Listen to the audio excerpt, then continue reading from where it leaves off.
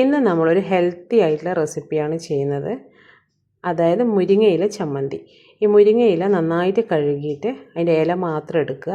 പിന്നെ ഇതിലേക്ക് ഒരു 5-8 വറ്റൽമുളക് വേണം. പിന്നെ 10-20 ചെറിയുള്ളി, ഒരു നെല്ലിക്ക വലുപ്പത്തിലെ പുളി, 5-8 കാന്താരി മുളക്, പിന്നെ 3-4 അല്ലി വെളുത്തുള്ളി. ഇത് നമ്മൾ വെളിച്ചെണ്ണയിലാണ് ചെയ്യുന്നത്. ചീനച്ചട്ടിയിലേക്ക് വെളിച്ചെണ്ണ ഒഴിച്ച് വറ്റൽമുളക് നന്നായിട്ട് ഒന്ന് നിറം മാറി വരുന്നവരെ വാട്ടിയെടുക്കുക. കരിച്ചെടുക്കണ്ട, നിറം മാറി വന്നാൽ മതി. അപ്പോൾ അത് കോരിയെടുത്തതിന് ശേഷം നമ്മളതിലേക്ക് ചെറിയുള്ളി ഇട്ട് കൊടുക്കാം.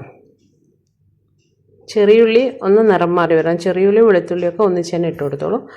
അപ്പോൾ അതിൻ്റെ നിറം ഒന്ന് മാറി വരുന്നത് വരെ നമ്മളിതൊന്ന് വഴറ്റണം. കാരണം എന്ന് വെച്ചാൽ അതിൻ്റെ വെള്ളാംശം ഉണ്ടെങ്കിൽ അതങ്ങ് പോകണം. ഈ ചമ്മന്തി നമുക്ക് 2-3 ദിവസത്തേക്കൊക്കെ വെക്കാൻ പറ്റും. അപ്പോൾ ഉള്ളിയിൽ വെള്ളം ഉണ്ടാകുമ്പോൾ വേഗം കേടായി പോകും. അപ്പോൾ ഉള്ളി ഒന്ന് നന്നായിട്ട് വാടിയതിന് ശേഷം അതിലേക്ക് തേങ്ങ ഇട്ട് കൊടുക്കുക. നിങ്ങൾക്ക് എത്രയാണോ ക്വാണ്ടിറ്റി വേണ്ട അതിനനുസരിച്ച് തേങ്ങ ചേർത്ത് കൊടുക്കുക. അപ്പോൾ ഞാനിപ്പോൾ 3 കൈപ്പിടി ഇട്ടിട്ടുണ്ട്. പിന്നെ പുളിയും ഇതിൻ്റെ കൂടെ തന്നെ ഇട്ടിട്ട് വഴറ്റണം. പുളി ഇടുന്നത് എന്താണെന്ന് വെച്ചാൽ ഈ ചൂട് തട്ടിക്കഴിയുമ്പോൾ പുളി ഒന്ന് സോഫ്റ്റ് ആവും.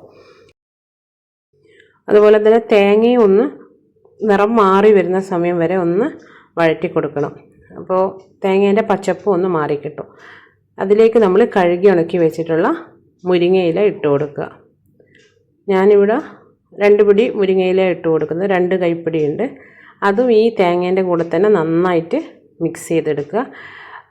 വാടി വരണം. നമ്മൾ തോരനൊക്കെ ആക്കുമല്ലോ, അതുപോലെ ഈ ഇലേൻ്റെ പച്ചപ്പ് ഒന്ന് മാറിക്കിട്ടണം.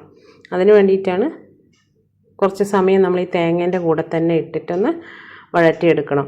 അതിൻ്റെ കൂടെ നമ്മൾ നേരത്തെ എടുത്തു വെച്ചിട്ടുള്ള വറ്റൽ മുളകും കൂടി ഇതിൻ്റെ കൂട്ടത്തിൽ നമ്മൾ ഇട്ടിട്ടൊന്ന് മിക്സ് ചെയ്യാം. ഇനി ഇതെല്ലാം ഒന്ന് യോജിപ്പിച്ചതിന് ശേഷം ഇതിലേക്ക് ആവശ്യത്തിനുള്ള ഉപ്പും കൂടെ നമ്മൾ ചേർത്ത് കൊടുക്കുക.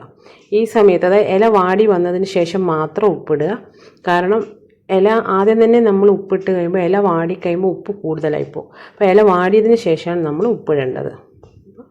ഉപ്പ് ഇട്ടിട്ട് ഒന്നും കൂടെ ഒന്ന് വഴറ്റിയതിന് ശേഷം ഇതിനെ നമ്മൾ ഫ്ലെയിം ഓഫാക്കിയിട്ട് അടുപ്പത്തുനിന്ന് മാറ്റി വെക്കുക. ഇത് ചൂടാറാൻ വെക്കുക.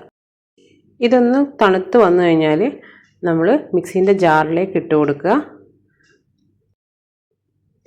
ഇനി ഇതിലേക്ക് നമ്മളൊരു നുള്ളു ജീരകവും കൂടെ ചേർത്തിട്ട് ഇതൊന്ന് അരച്ചെടുക്കുക. നന്നായിട്ടൊന്ന് അരഞ്ഞതിന് ശേഷം നമ്മൾ എടുത്തു വെച്ചിട്ടുള്ള കാന്താരി മുളക് ചേർത്ത് കൊടുക്കുക. ഇത്ര എരിവ് വേണ്ടാത്തവർക്ക് 1-2 എണ്ണം മതിയെങ്കിൽ അത് മതി. അപ്പോൾ എല്ലാം കൂടി ഒന്ന് അരച്ചതിന് ശേഷം നമ്മളെ ചമ്മന്തി ഇവിടെ റെഡി ആയിട്ടുണ്ട്. വളരെ ഹെൽത്തി ആയിട്ടുള്ള ഒന്നാണ്. അപ്പോൾ എല്ലാവരും ഒന്ന് ട്രൈ ചെയ്ത് നോക്കുക, ഷെയർ ചെയ്ത് കൊടുക്കുക എല്ലാവർക്കും. വീഡിയോ കണ്ട് ഇഷ്ടപ്പെടുകയാണെങ്കിൽ ഒന്ന് സപ്പോർട്ട് ചെയ്യുക. ഇതുപോലുള്ള നല്ല നല്ല റെസിപ്പീസുമായിട്ട് വീണ്ടും കാണാം.